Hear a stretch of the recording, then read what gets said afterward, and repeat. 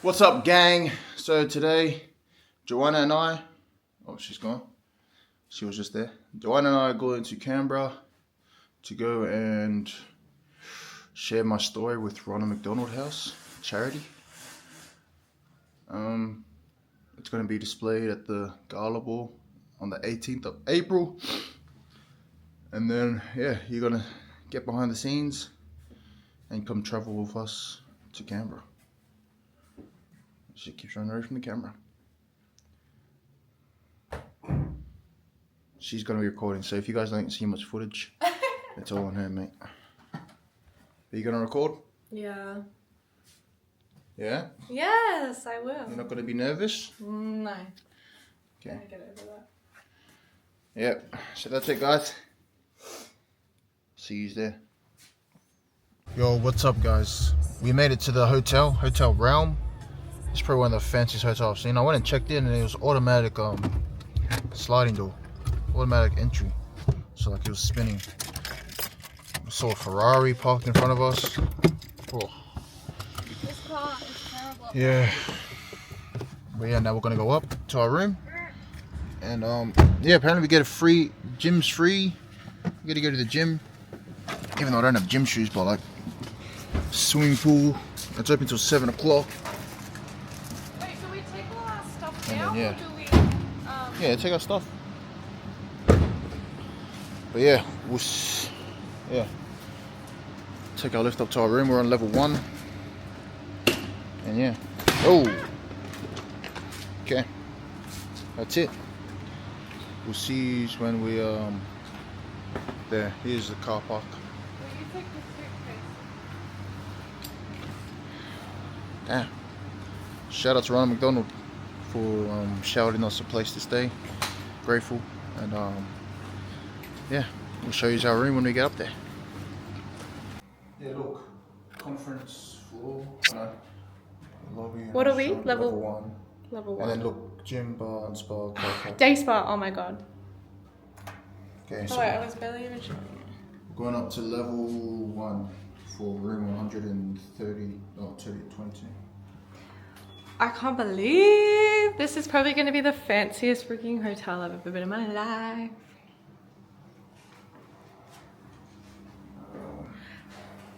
I look like a homeless person compared to what I feel like most people would be dressed as.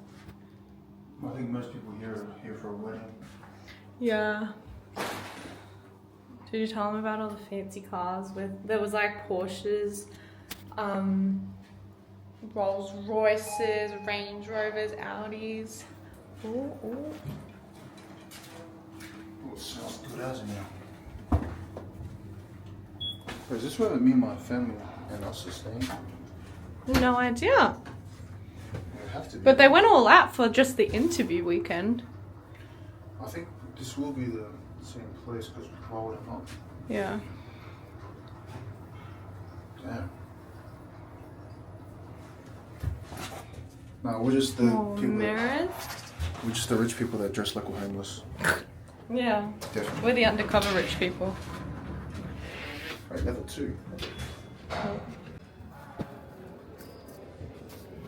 That's what it was that way. Oh my goodness. It's crazy. So guys, we just made it. Wow. This is the flashiest hotel I've been in. Wait, you flip the camera? Oh. So there's a wedding going on, right? And we just came out of the elevator and the bride and the bridesmaid just walked in the elevator. So whoever that was, congrats. She looks stunning.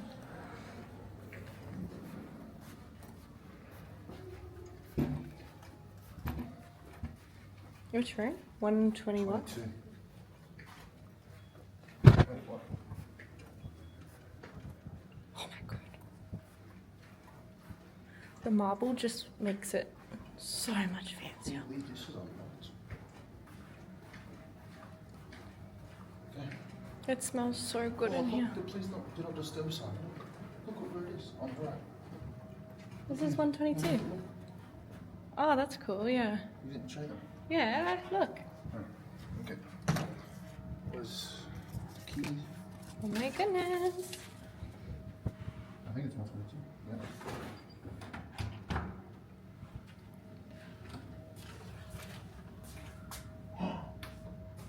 Oh my gosh, this is huge. I thought that was the bedroom. The bedroom must be somewhere else.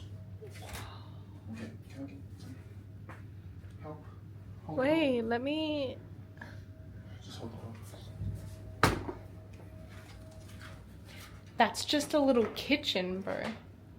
Bro, I thought that was the bathroom. Oops, sorry, that's a heavy door. Oh, wow. Ah. Oh, yeah, and you can... Oh my days. So this is the kitchen. Food. Pantries. My hands are a little full, so I can't, like, open things up. Kitchen. Is the kitchen on? No, it's off. Is it on now? Yeah. Oh, oh. I'm controlling it over here. Oh, and it's just a wall divider. It's not like a separate room.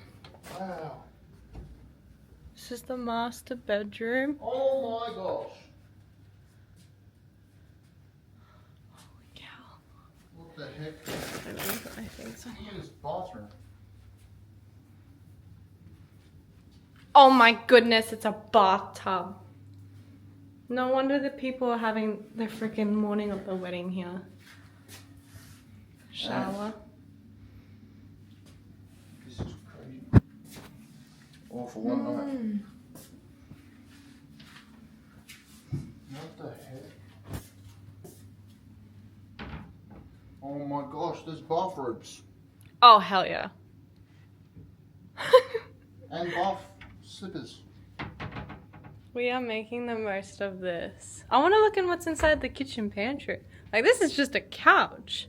Like, living room. We got a living room. This is basically a whole apartment. How do I turn the lights on? Oh, we got an iron here. Man, this is so... Oh, we got a washing machine. What the heck? I gotta call mom and dad. And a fridge. It's like a full-sized fridge. Jacob, it's the water you like. Hey, Clayton and Zala. Shout out to Clayton and Zala. Apparently that's the best water in the world. According to them, this is like, you can't get this water. You got a toaster. I mean, you can't get any better water. What the heck? Look at that flash mic. What, this is the mic we get at home. Mm. This is where you don't have to touch buttons. Oh, it is too. You just spin it. Oh my days. Is that another? You reckon this is where we're going to be staying for the actual gullible? No idea. We got wine. Oh, we got coffee. Jacob. We just need pods. We need pods, which they're out of pods. Oh no, that's the water. Oh, the pods are here. Yes. What's in here? Oh, Jacob. Jacob. Oh, brother, he's missing out. Jacob. Where the hell is this guy?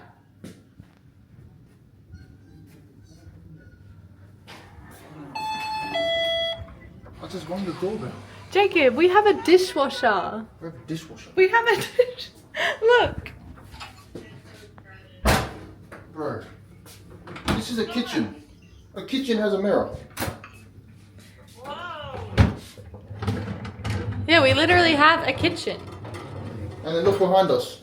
Guess what will be in here? Everyone get your camera, you're on my TikTok. Guess what will be in here? What? A washing machine. Wow.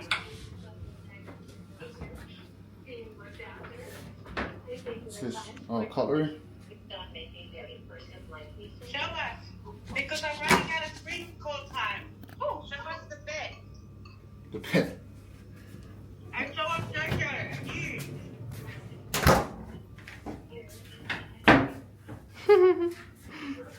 So this is the living room. Oh, wow. Wait, I didn't even look at the balcony. Oh, there's cupboards here. Wait, are these cupboards? Oh no. Wow! Mom, you should see the lobby. You want me to show you the lobby? Oh my gosh. Look at our view. Mom, Oh my gosh. Mom, I walked. Jojo in the video, son. Yeah, you and Jojo. Mom, I walked into the lobby and it's automatic spinning doors.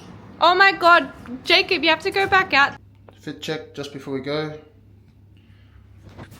make sure I look alright. Joanna's not in the mood. She's in a rush because she really needs to shop. Oh, checking out the card. I've got the card. Alright. We're going to go shopping now. Yeah, Joanna's really waiting. Huh? Joanna's hungry. Go. Thank you. Going down the elevator. Show you the lobby again. Look at this beautiful lobby.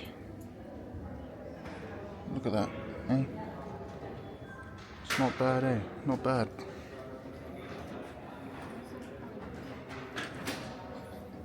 Let's go. Guys, we just made it to the car park. But when I was parking, I actually parked and I came through the wrong spot. I came through here. See these lines? I came through here and I was going that way. And it wasn't meant to go that way. So, hey, what are you doing? Joanna's really hangry at the moment. So, she wants to get her food. And then, yeah. But what I was saying before, is I went the wrong way. And then I ended up opening one window to ask a man if I could park here, even though he wasn't a worker, he was just a customer. And then he said yes. But yeah, this city life's not my thing. Hey Joanna. I think Joanna's more of a city person than me, because she acts like she knows everything. I mean, maybe she does know everything. But yeah.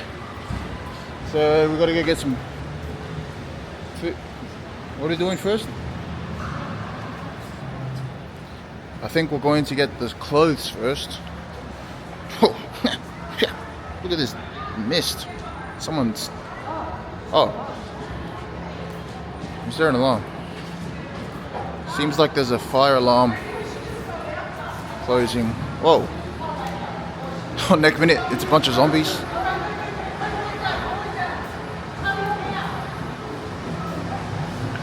Don't know what's happening here, guys, but it's not looking good, bruv. I'm assuming. Alright, we've got a bunch of smoke up in Canberra. Someone's been vaping too much. They're gonna blow up the spot. It's not looking good. It's not looking good at all.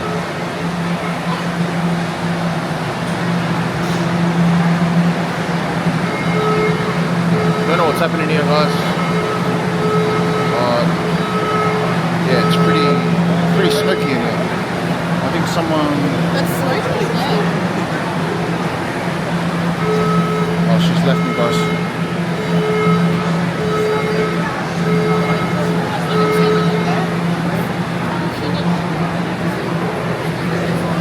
Oh, sorry.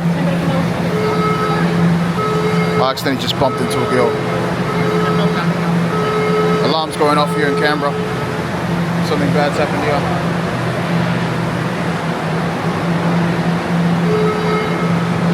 Yeah, we'll see when everything's good. Guys, turns out we can't do our shopping. And I'm kind of happy that we can't do our shopping. So, yeah. Oh no, we can't do our shopping. Joanna's not happy because she can't get... Joanna can't get her outfit. She can't get her outfit at the moment. I mean, we could always go somewhere else. We could go Balconnen. You want to try Balconnen? Yeah. So yeah, guys, zombie apocalypse going on in there, and it's the end of the world. So no shopping for us. We'll probably go to Balconnen not ages away. No, it's not. Canberra's not that big. We can go Balconnen, or we can go. Is that a Westfield? Yeah, Balconnen's a Westfield. Yeah, we might just try Balconnen and hope that one treats us good. But yeah, at the moment, yeah, security was in there waving us away. So I don't know exactly what's happening in there, but hope it's nothing too serious. But yeah, it was quite very different. Yeah. So that's it, gang. We'll see you out Balconnen most likely. She's not happy.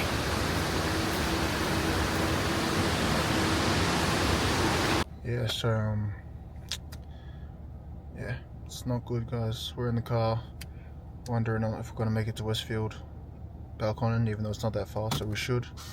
It's freaking almost 20 minutes away, Jacob. Almost 20 minutes away. East on Akuna Street. So Then take the first right onto Kuyong Street. Out of the way, stupid people. we're out of the way. Joanna's driving now because I actually forgot my phone at home, so I wasn't meant to be driving it at all because I didn't have my license. Joanna's going great. Oh my gosh, these car parks are so tight. Tighter than my. Oh my gosh! What, Jacob? I'm just scared. So I'm not good with cars. Some may know that. Nah, but yeah, it's been that was a pretty hectic start to our shopping. Look, now all the cars are leaving. Did you hear that scream? What scream? I heard someone was screaming. Maybe someone was getting stabbed. Yeah. But there was smoke, so I don't know. Yeah, maybe there was this flash bang. Yeah, look, see, all these cars are now evacuating. All of them are leaving now.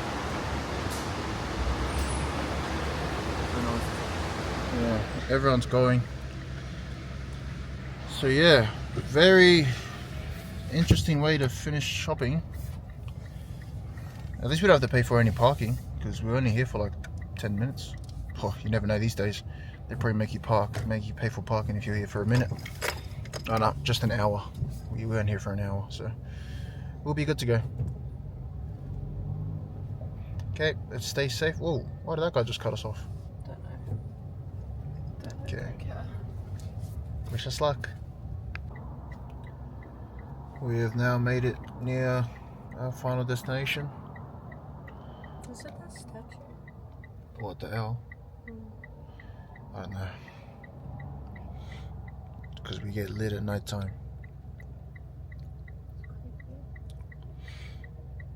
Look at the top of my lip, bro. It's so dry. That's why I'm not gonna shave the day before the wedding, because the top of my lip is always dry after I shave. And like, yeah. So I'm gonna like shave, yeah, a couple days before the wedding.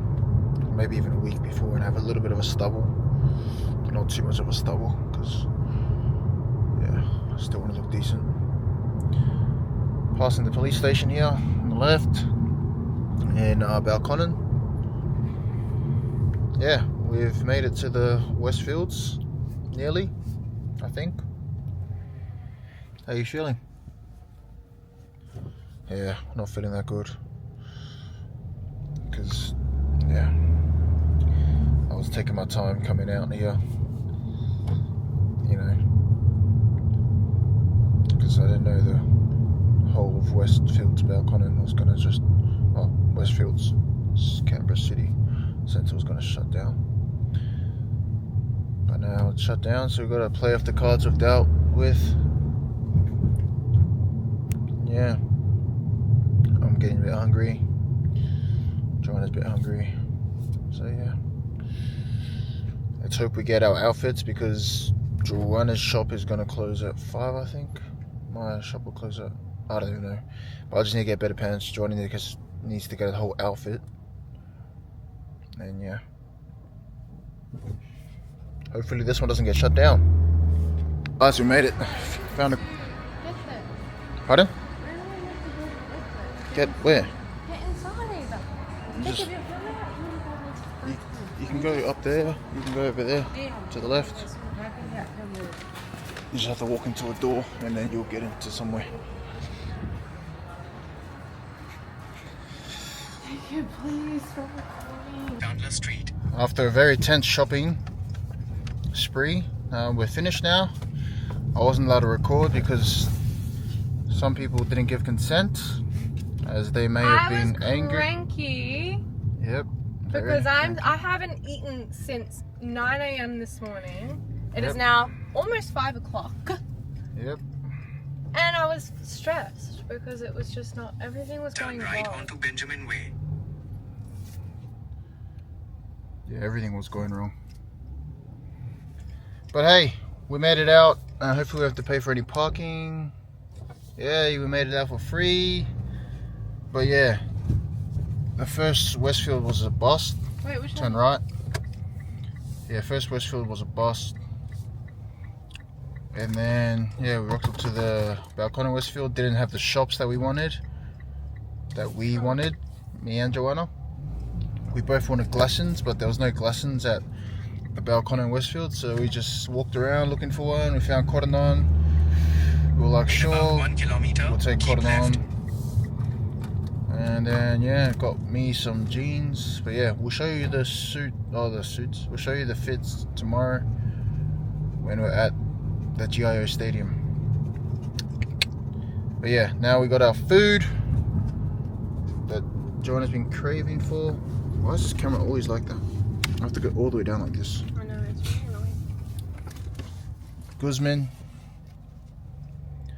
And yeah, that's it. So, see you tomorrow. And yeah, mission accomplished. Mission accomplished?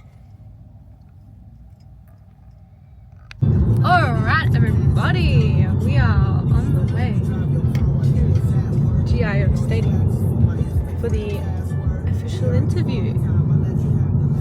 We're actually taking a detour and going to a cafe first because we're both really, really hungry. Left? Yeah. Oh, I can stay on the right. So, yeah. Turn left onto Belkanan Way, then bear right onto Hayden Drive. Are you nervous? Oh yeah. I'm very nervous. That's fine. I don't know why I'm so nervous. I'm not that nervous. Probably because I'm not the one that's to record. Yeah. Probably. Oh, look at that number plate. Lou. Hey Dad, is that you? No, yeah, it doesn't zoom in for some reason. I think you have to tap that. See the thing on the right, in the middle? Tap it. Oh shit. No, I don't know. Oh, well. Oh. Technology. Shout out to Lou. Are you prepared with your answers? Just gonna wing it, bro. He got a bit of a draft to know what his questions were going to be so he could have a little think about it. Turn it right here. Yeah. Use the right two So lanes we to should bear go right training. onto Hayden Drive. So that's what this place means to you? Lots of training sessions. Bear right. Anyways. Hey. We just arrived to the GIO Stadium. We're staying in the car for a little bit because we don't have to meet with them until 11:30 and it's currently 11:14. So making the most of that time and eating, getting all the energy we can. Yeah. Do you have anything to say? I think the nerves are starting to kick in a bit. I'm Me thinking about too. the answers. And I can tell that he's nervous because he's really quiet. I'm always quiet.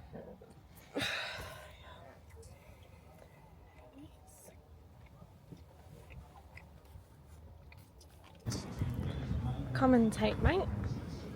So guys, we just made it to the GIO Stadium. I don't know what the guy who recording us looks like. I think it's Brett Frawley. I don't know what he looks like. So yeah, now we're here, but I don't know what we're meant to do. Maybe just sit here and wait. So yeah, that's all I got right now. We're very nervous, to say the least. Trying to find out where these people are that we're supposed to meet up with.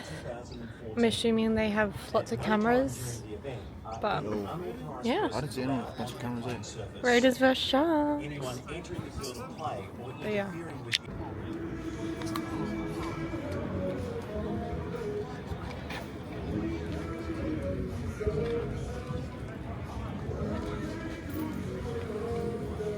Hi.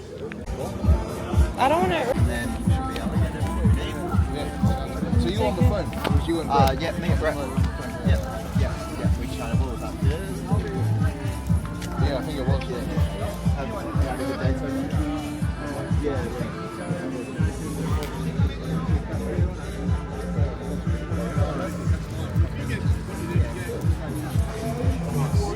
Call Mike, then Jack, I'm going to throw a mic on you now. And then you guys all go straight down there, start shooting, and then I'm going to go set up the interview shot. Most of the boys are rocking in now anyway. Yeah. So I've seen a few others down there.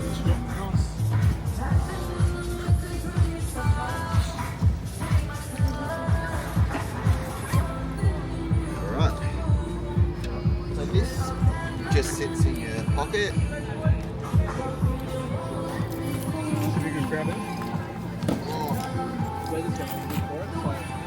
And then if you want to just pull this one up through your shirt and I'll clip it onto your collar.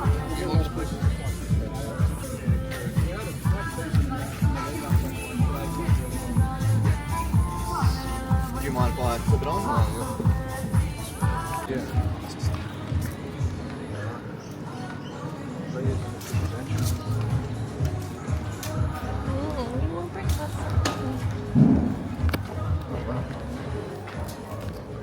This is pretty cool. I've been in here before. Have you been here before? No, I've never been here. It doesn't line up with the interview. What is it? I thought the question was what this place means to you. No, I said I haven't been here.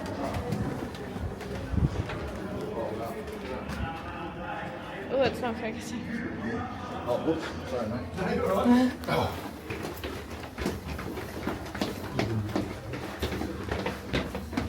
Oh, sorry. We're just going to check how much more. If you've got a heat, if you've got a heat, Oh, wowzers.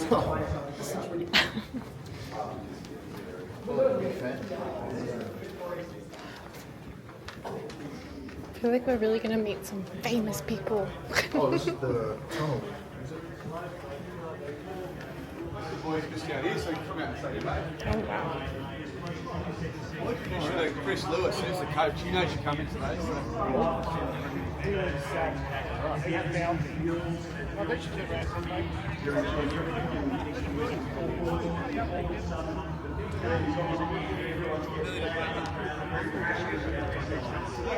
This is Chris Lewis. Hey mate, how you going? Nice to meet you. Yeah, the boys are just coming around. They've got a good time, but they've got to get ready. Well, just, if you guys hang here, and then I'm sure once they sort of all come off, say good day to a few of them and stuff. Yeah, sounds good. No worries. Just we're about to run on for flag, so I reckon maybe Jersey flag. I know. This is Huh? yeah, just hang here, and then the boys will come off, and then we can go down to the change room and take this. we can see right now you have New Jersey flag, our opposition just making their way to the field for the Sharks.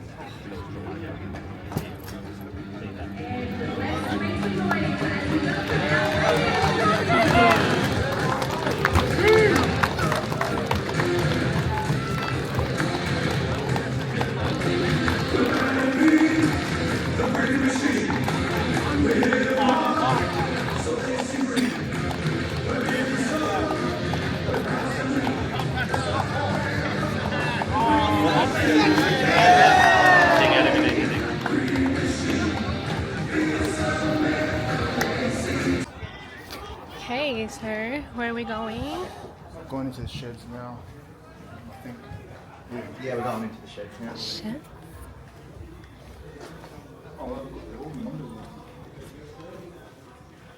Might just be you, Jacob, and Nico, if that's alright, because the boys will be getting changed over there. But come down this way. I'll see all this on TV.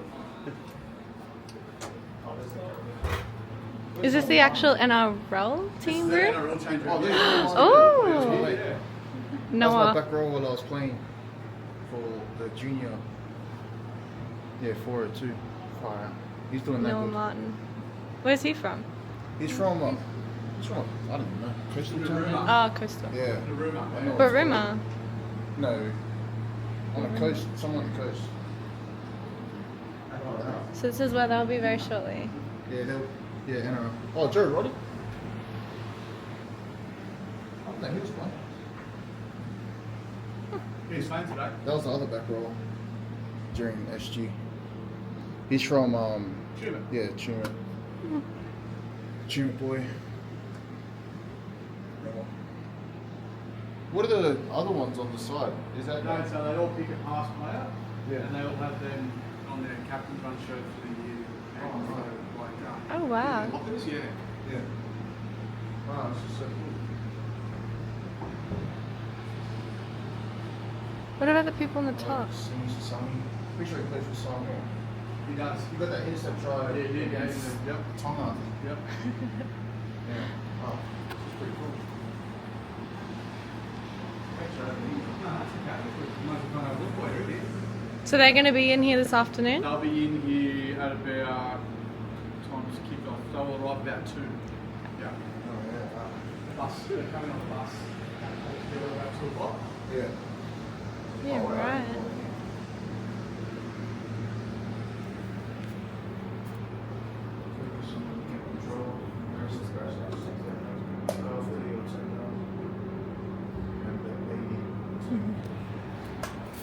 In the pool, 100 meters, and then days are ready for that. That's crazy. I'm fanboying over no one. That's funny. Yeah, right. Oh, it even has when they debuted. That's so cool. No sense to my parents. How did you feel after seeing that room? I don't know. I felt like I was just I felt like a big fanboy. Hey. Yeah. Looking at my old teammate Noah Martin doing good. Right. And what are we about to do now? Oh, we're about to do the interview now. Are you nervous? It's my most nervous part. So you're the one that's going to interview me? No, it'll be the boys. It'll be great. What's up there? So when the boys were warming up, when they walked in, that's where... Yeah, so when they're on the grass, so go Yeah, back just up the stairs, yep. and then he's in that far corner on the far side of that grass. Okay, cool. So is that this? Yeah, go back up the staircase, Yep. you go out, then you'll go up through the grandstand. I'll just come up. Oh, okay. Sorry. Oh, no. Yeah, that's all right, cool. Thanks. Yeah.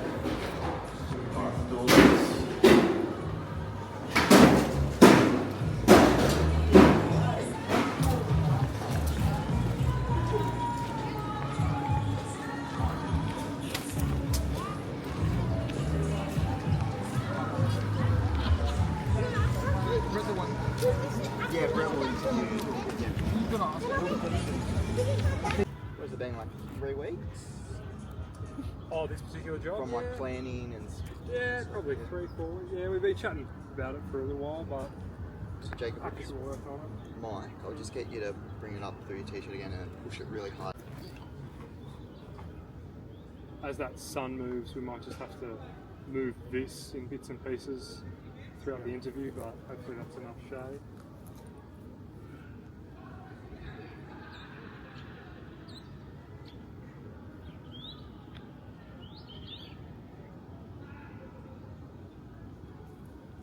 And Jacob, I'll be sitting here.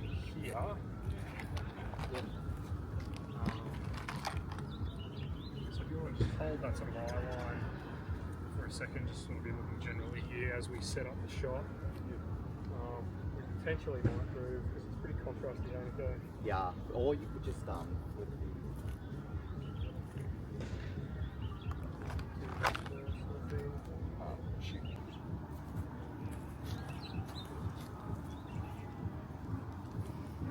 Alex, are you the one that ordered, that did our hotel? No, I'm just here for the representative today. That probably would have been Mia, my manager. Oh, yeah. Yeah, she's just away in Sydney doing another charity event. Yeah. So that's why she called me to come in today, yeah. So we'll start with an easy one, Jacob, first. If you just want to tell me your name and where you're from. Like where I'm from, like where I was born. Yeah. Are you born and bred Wagga, or are you... Born in Melbourne. Oh, really? Okay. Yeah. Nice. However you want to sort of summarise it, you can say that I was born in Melbourne but grew up in Wagga, or whatever, however you most, relate to where you say you're from. Okay, so I'll just say my name's Jacob Iosefa. Yeah, exactly right. My name's Jacob Iosefa, and I was born in Melbourne, Carlton, grew up in Western Australia, Kalgoorlie, and got a Samoan background. Nice one. Jacob, first of all, I'll get you to talk to me about growing up in your family and where you first came to love playing footy and what your childhood was like. Growing up, I grew up in Kalgoorlie, and there wasn't much rugby league over there. So growing up, we just made up our own rugby league rules, and sometimes we used to have rugby and that. But when I first fell in love with the game, I moved to Wagga in 2018 when I was 13 years old. Then I played for a local team in Wagga, and then I just fell in love with rugby league since then. What is it about the game that you love so much? I think the connection with teammates and that. Because growing up, I grew up making up my own rules with my cousins and my siblings and that. So I always did everything a little bit too much for my teammates, which like my brother and my sister and that. So just connecting with the boys and just having a family connection in a sport, which was pretty cool. Nice. Do you remember the moment where you first started to realise hey, you're pretty good at this thing called rugby league and started getting picked in rep teams and stuff? Not really. I didn't really think I was that good, even when I was making the rep teams, because I don't know. I just always thought I could do better. Like if I wasn't playing professional, then I wasn't that good. So I don't know. I didn't really think that I was too good. I mean, there was a bit more confidence that came into me when I started making rep teams. But Tell us about getting picked for SG Ball and Raiders. Did you play Harrowmats as well? Or? Yeah, Harrowmats. Nice, yeah. Tell you how I got picked. Yeah, just tell us, I guess, about the moment in which you, whether or not when you got the phone call, or maybe it was your first training session, or tell the audience, I guess, that you were playing junior Raiders, and that's sort of where your footy journey was going.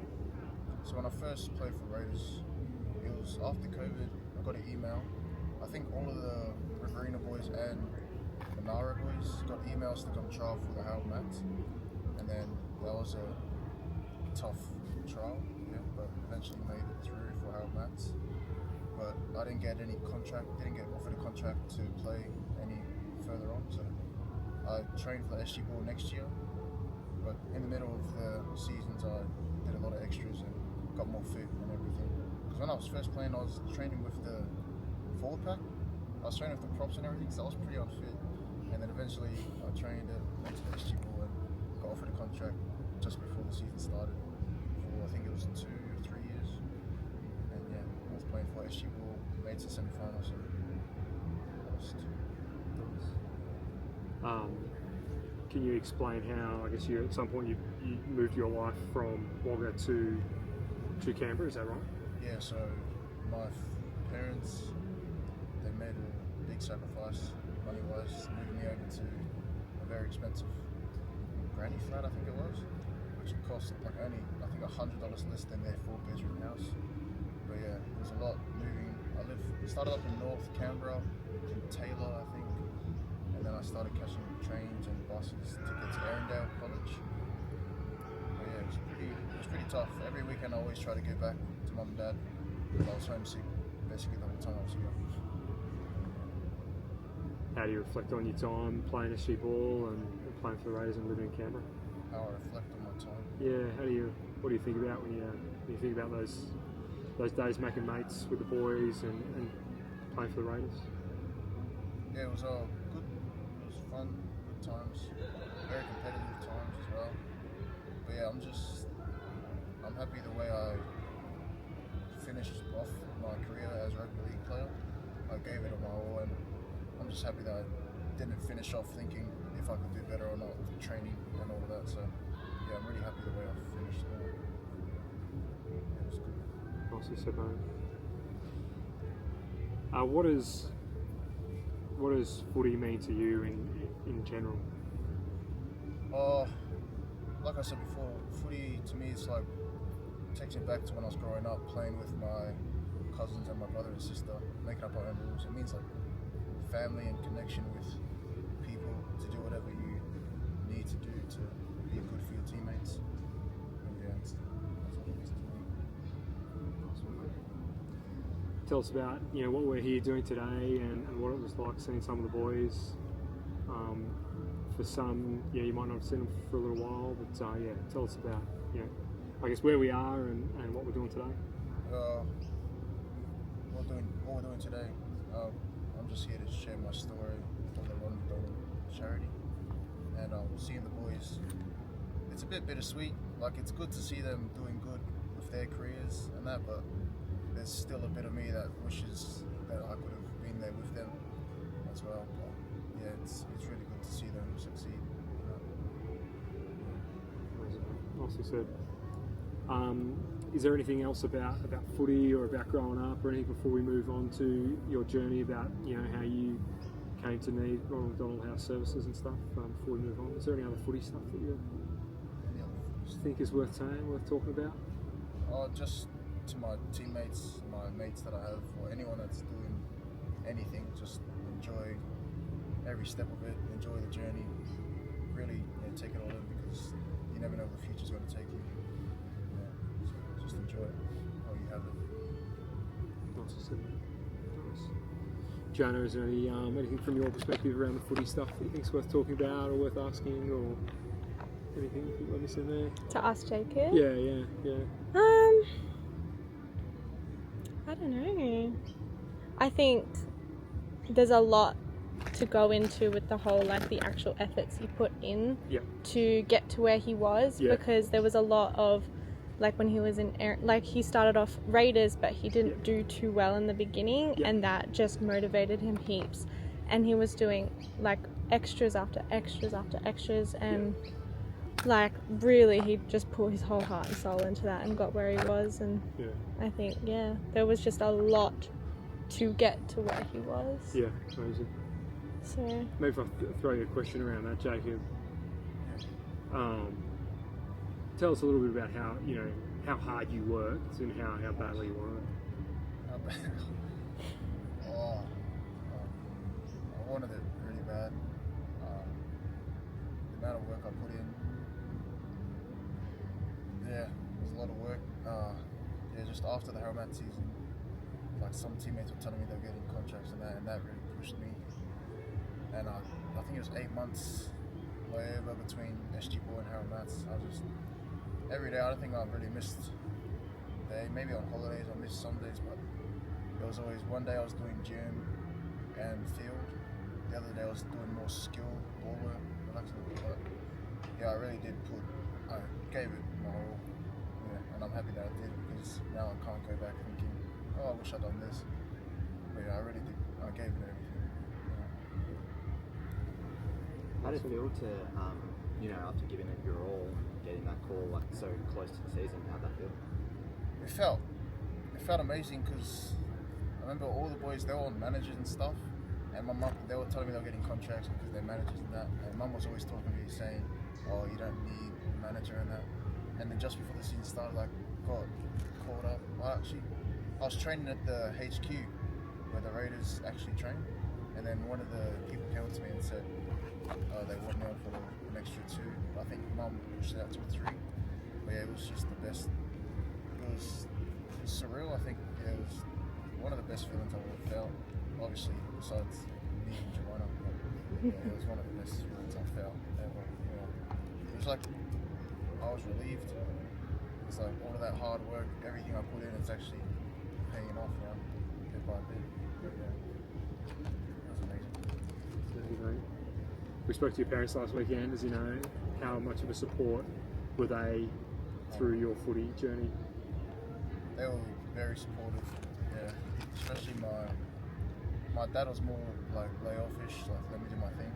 But then my mum saw that during Harold Maths I was getting a bit lazy with so then yeah, they heard that everyone was getting contracts, so then mum pushed me even more. Sometimes she'd even wake me up to go do stuff. Even when I moved to Canberra and I still didn't have my contract yet, she called me, like I remember this one time she called me, it was raining, it was nighttime, she asked me if I trained yet. And I said, oh no, I was just gonna play games with the boys. And then she ended up making me cry. She was like telling me how much I wasn't doing, I was being a bit lazy. And they sacrificed so much, so yeah, they sacrificed a lot, like a lot. But yeah, they sacrificed basically everything for me. Like sometimes I feel bad for my siblings because they sacrificed so much for me. They were so focused on me. They gave me everything, everything I needed. But yeah, they pushed me a lot to get to where I got to.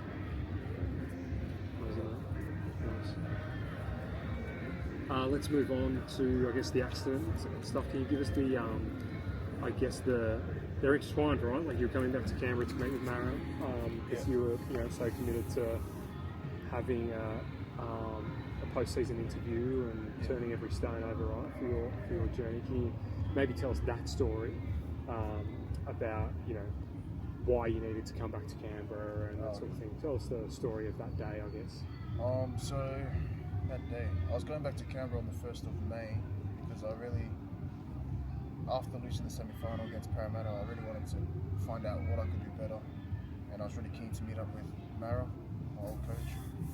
And yeah, I didn't have the best of sleep the night before, so then I woke up a bit tired and that, and my dad was telling me, have a longer rest. But me, I was too keen to go. Like I didn't need to leave until like an hour later, but I left really early because I didn't want to be late for my appointment with Mara. And then I ended up, I was too tired, fell asleep behind the wheel, and that's what happened. That's all I remember. What is your next memory from there? Like how long? My next memory from the accident? Yeah.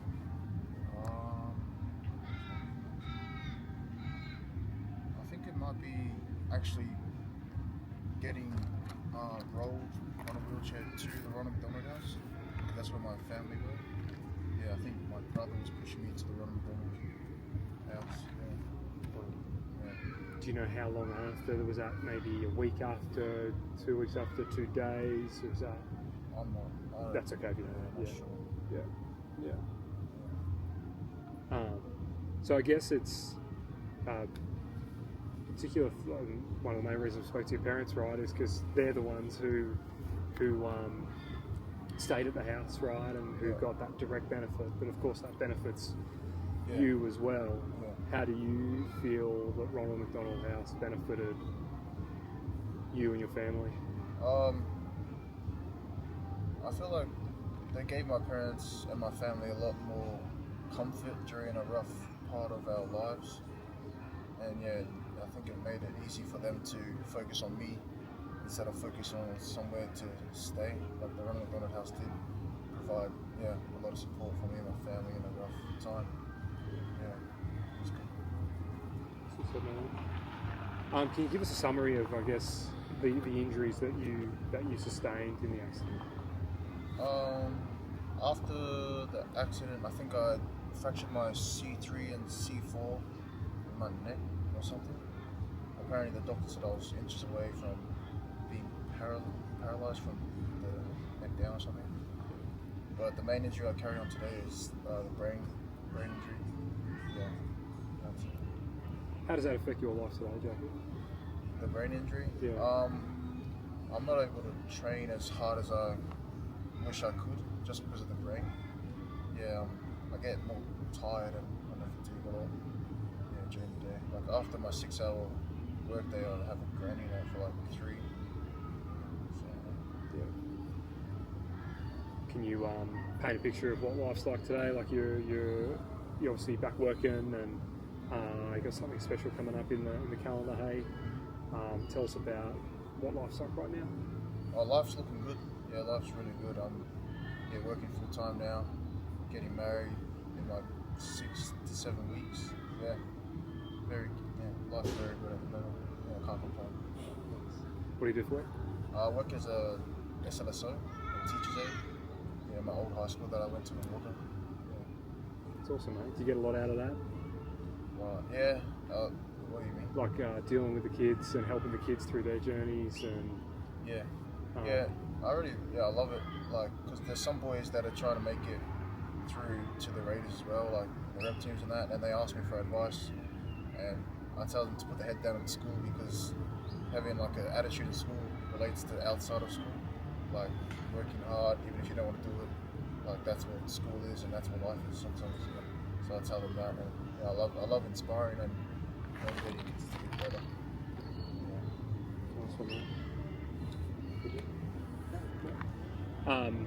Tell us about the beautiful Joanna. When did you meet her, and how much of a support has she been through the journey? Well, I met Joanna after the accident. I was doing rehab, and then one of my mates asked if I wanted to come for a ride, and for some reason he was hanging out with a private school girl, and I was like, I don't know if I want to hang out with a private school girl. They're a bit stingy and that. So I was like, nah. But then I ended up saying yeah, because I was bored. I was bored of learning how to read and write again. I was like, well, might as well.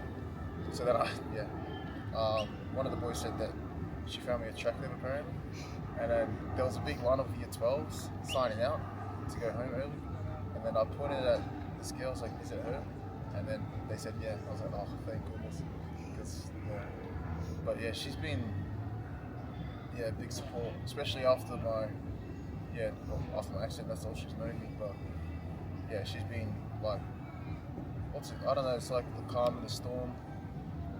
We've definitely been through a lot. In the first year we went through a lot together, but yeah, she's been the best, my biggest support out of anyone in my family. Yeah, she's been the biggest support.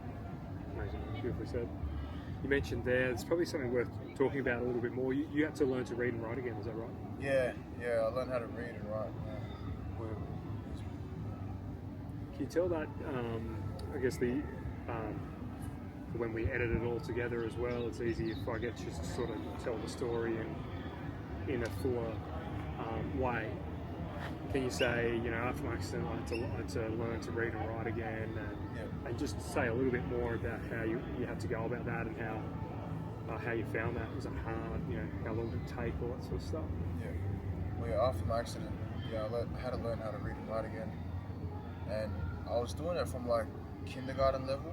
Like I was learning how to read the most simple stuff, and honestly, it felt like it was really difficult for me. Like it was really, really difficult. But it was really, I had a speech therapist or a reading therapist or whatever they're called.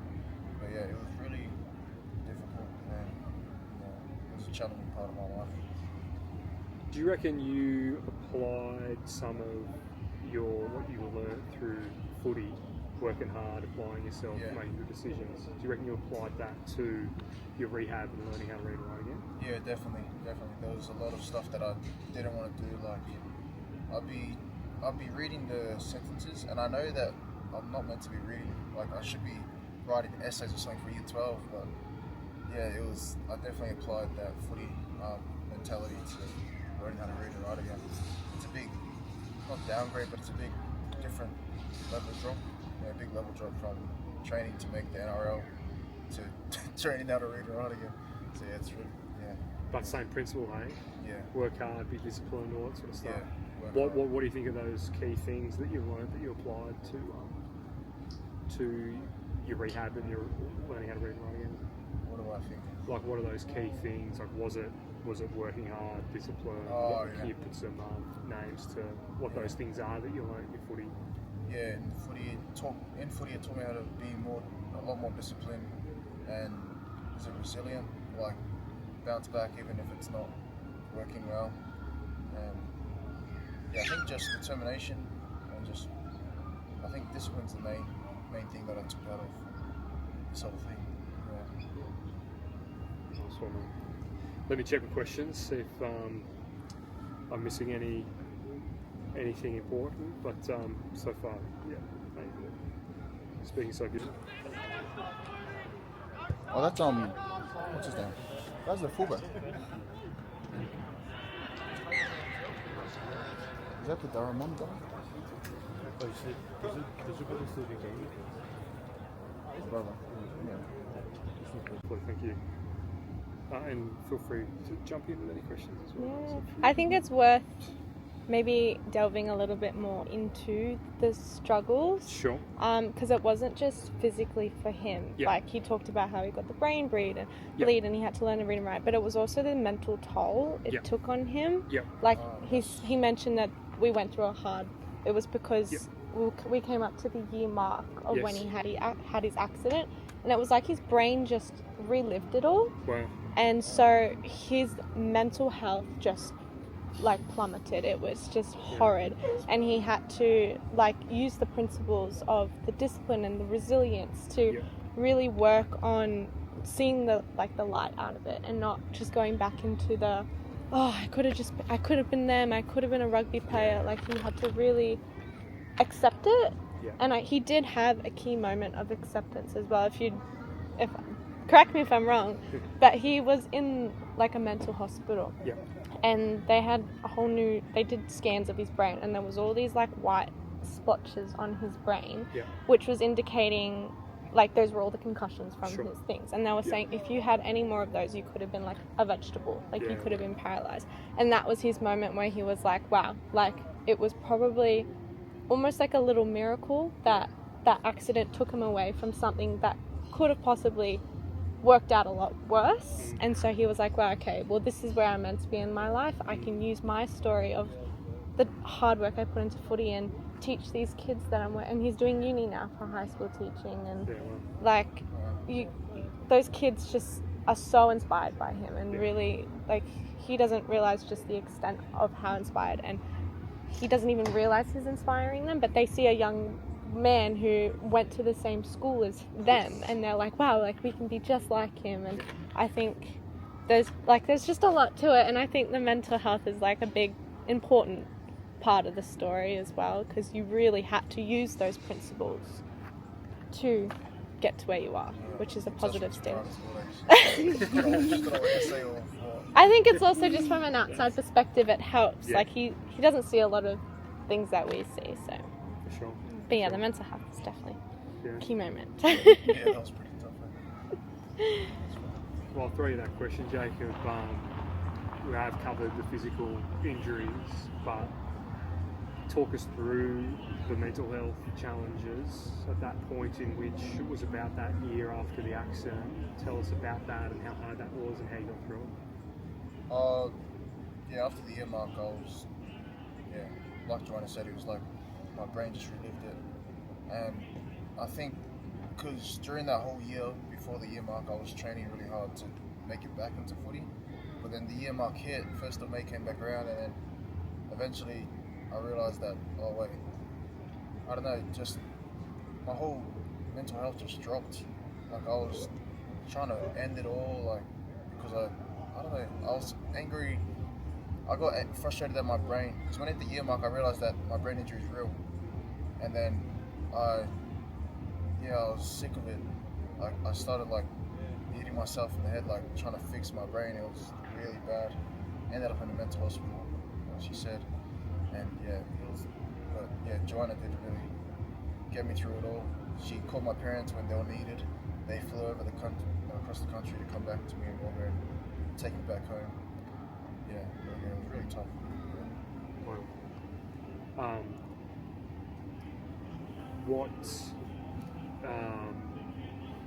Let's dive into a little bit more of sort of coming out of it and what sort of work that involved. What was it that maybe it's that realization of, you know, lucky, unlucky, that kind of vibe. How did you then turn the corner with your mental health, and what sort of things did you realise? I came to realise that I think the doctor at the Calgary Mental Hospital said that it could have ended up worse, and when he told me that, I realized it could be worse. Like, I'm still alive here, healthy, still here with my family and friends and everything. So that, I think just being at home with my parents really helped me get my mentality back to where it was before. But yeah. There was that moment, sorry to interrupt, there was that moment of acceptance that John talked about. Do you remember that kind of moment of acceptance? Yeah, I do remember we were sitting.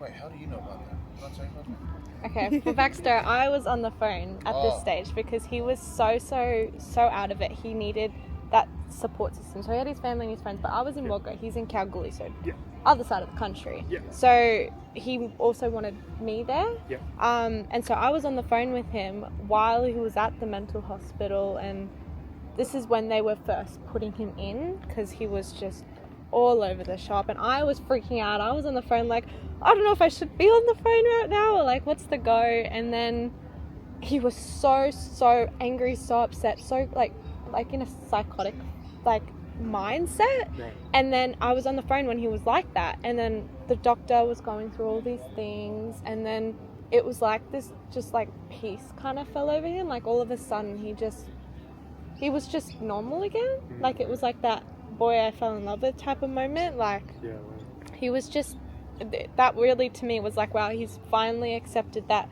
okay, maybe I'm not going to be playing footy, because that was the whole year he was determined, I'm going to train as hard as I can, get back into footy, get my contract again. And that was the moment where he was like, okay, that's not where my life is taking me anymore.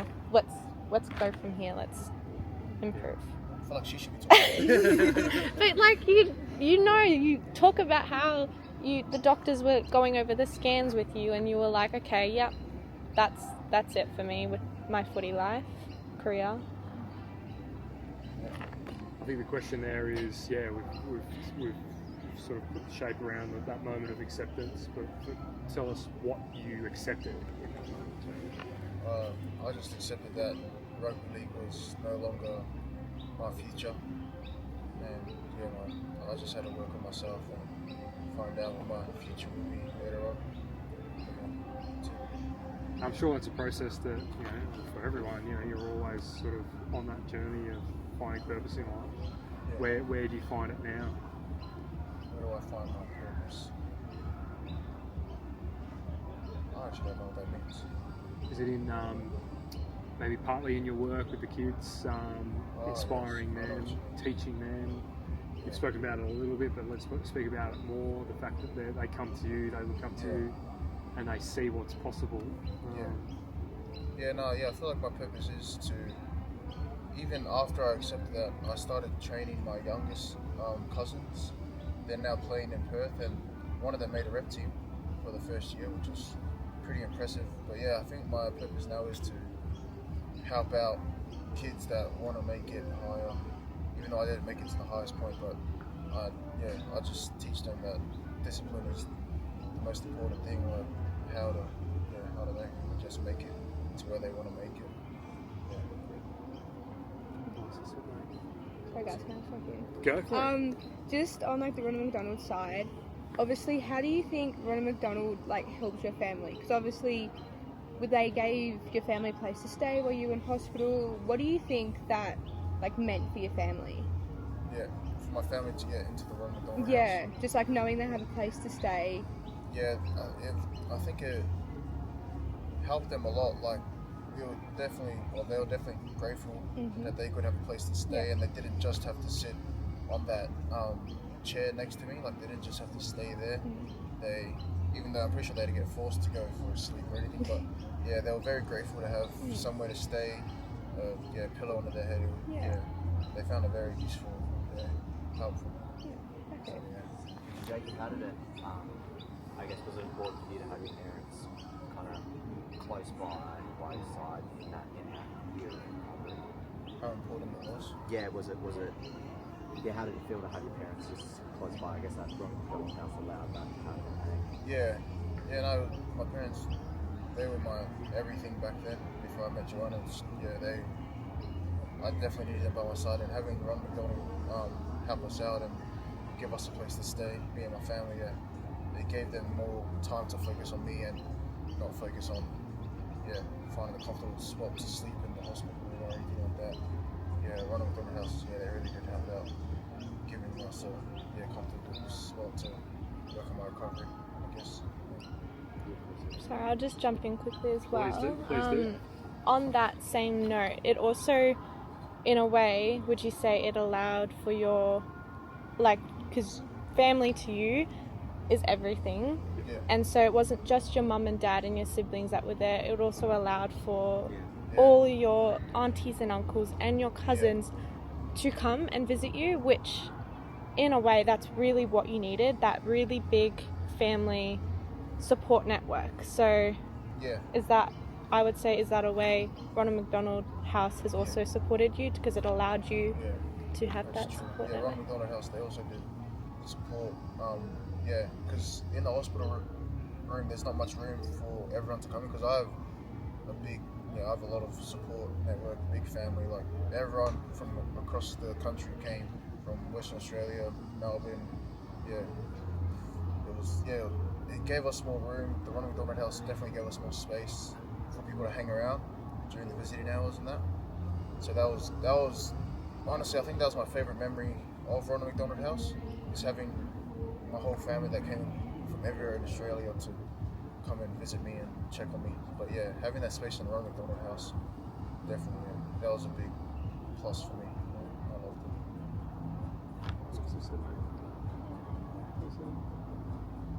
Nice. We're getting pretty close. What do you reckon? We're covering lots of good ground.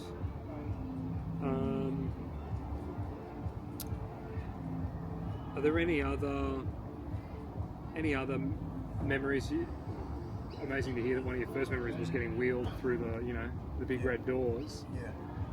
Any other memories of visiting the house and seeing meeting any volunteers, or just seeing how well catered everything is, or any other memories of Ronald McDonald House specifically? Yeah, I think being in the Ronald McDonald House, I didn't stay there for as long as my parents did, but the nights that I did stay there, it was just a lot more comfortable, like way more comfortable than sleeping in a hospital bed next to someone who else is suffering and like smelling. I think someone had a poo like in their tub on their room, so it's definitely a lot more comfortable at the Ronald McDonald House.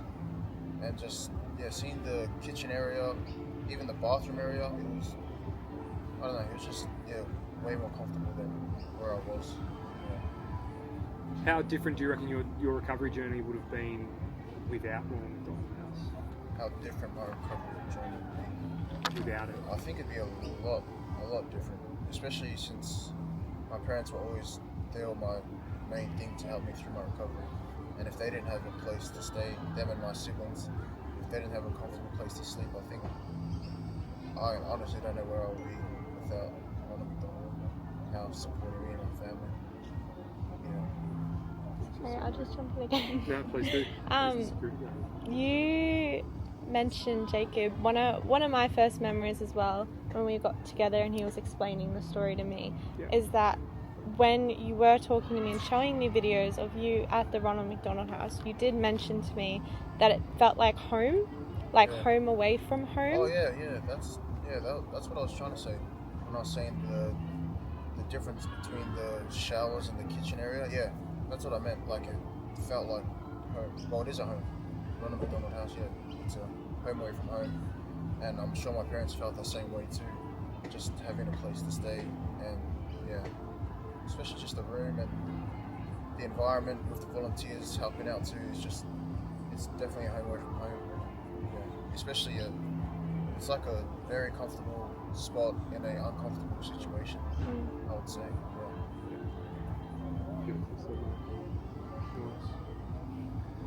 I think we've got plenty of Ronald McDonald stuff there, Annalise. What do you reckon? Yeah, perfect. Nice. Let me check my notes. I want you to just mention the exact number of nights your parents stayed, which I have here somewhere. Oh, you have it? I do, yeah. I wasn't going to remember that. No. I think I was sleeping for half the time they were in there. Let me just check. Might take me just a second to bring it up. So I've got a question for you while go you're for it, waiting. Nico.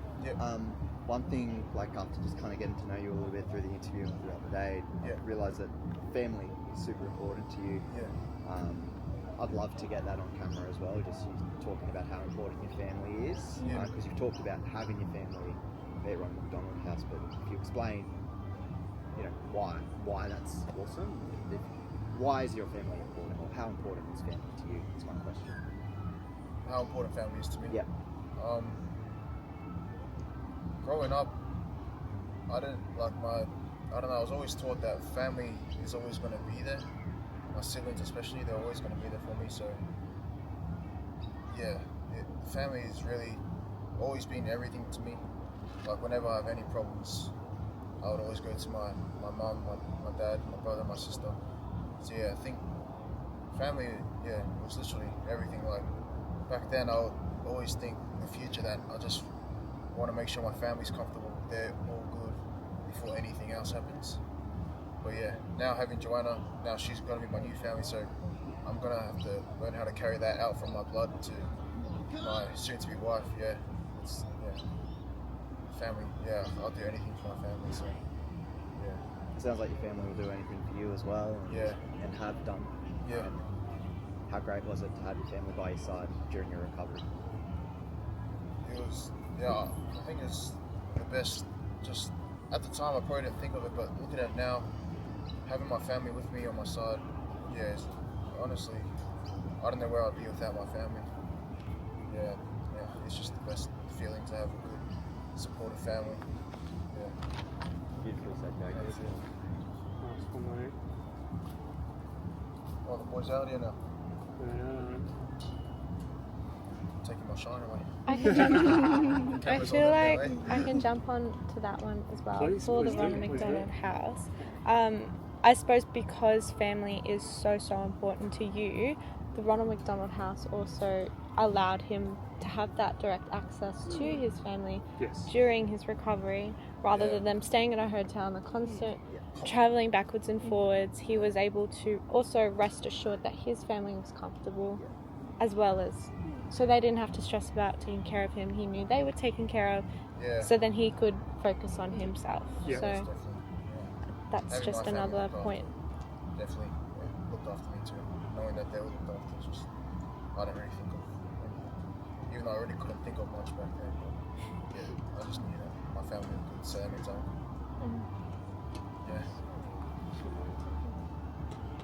can't find this number in the brief. So, I should forget it. I know. We're here with Jacob. We just finished his interview, just finishing it now. All's gone amazing. I'm just struggling to find the exact number of nights that his family stayed in the... I want to get what we got. Yeah, I don't know.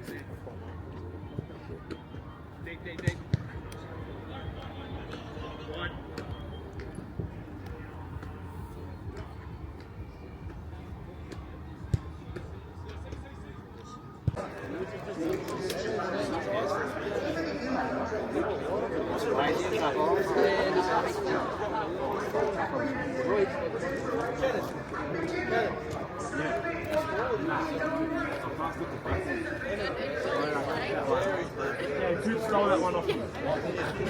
Nah, I actually missed that. I went past it.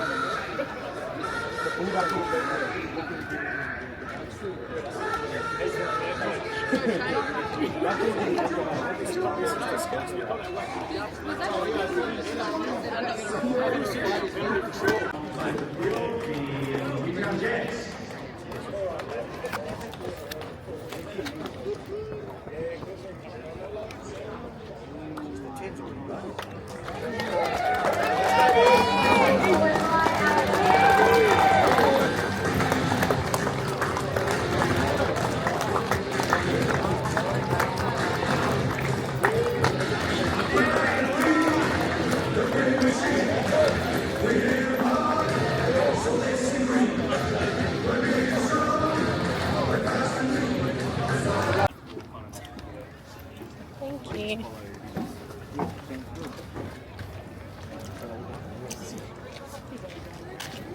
No. Oh, hello.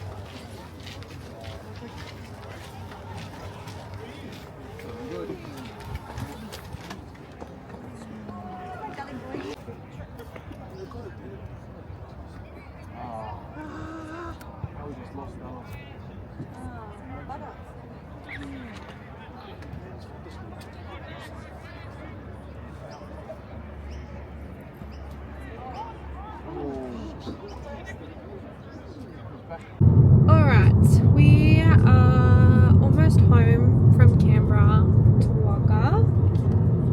We've both had such a huge day. It really, to the left, it really, the sun was so strong, and we were out in the sun for like majority of it. So I am, as you can see, sunburnt on my shoulder and just heat exhausted, I think. Yeah. How was the day for you? Any comments? Yeah, it was fun. It was good. What was your favorite part? I don't know. Don't really have one. The whole thing was pretty favorite. Did you feel like you did pretty well on the interview? I think the interview was good. It was good to see Ethan scored a try. Oh yeah, Ethan and Mark both scored a try, which was pretty cool. And Chevy, literally all the people that Jacob played with. That's so cool. Unfortunately, they lost though. They still have not won a game this season. Which is fine. Rocky start. Maybe they'll come out strong in the end. Maybe. We'll see. But yeah, it was honestly such a cool experience to be able to do what we did today. And for me to even be included, like, was really amazing. Because this whole story is based around the time where I wasn't even a part of Jacob's life. So, yeah, I feel pretty lucky, pretty grateful to be a part of Jacob's journey now, post-accident. Is pretty special. Yeah, that's the end of me sharing my story. Me and Joanna sharing the story. For now, we've still got the gala day Oh to yeah, do. we'll see you at the gala ball day for the Ronald McDonald house. Yeah, that'll be good. See it all put together will be very exciting. Yeah. How was it being filmed, like, the whole day? Trying to act like you weren't being filmed, but the camera was right in front of you? Yeah, I feel like I was a bit off. I got used to it at the end, I think. How were the boys? Like, did they say anything about... No. Let's turn here, sorry. Oh my gosh. Frick. Yeah, it was pretty funny. The cameraman guy was just recording Jacob the whole time, and he was mic'd up, and so whenever he was talking to the boys, they would have seen the camera right in front of them, which was quite funny. But yeah, we're both so tired. We literally didn't eat much before, and then we didn't get to eat till like hours later. But yeah, anything else to say? Shout out to Ronald McDonald house. Shout out to you guys. And camera raiders. Shout out to Annalise. She stuck with us like the whole time. She was just a volunteer, like Ronald McDonald House representative, and she didn't have too much to do with anything really. She asked a few questions during the interview, but she hung out with us the entire time, and like, yeah, that was pretty cool. She was lovely.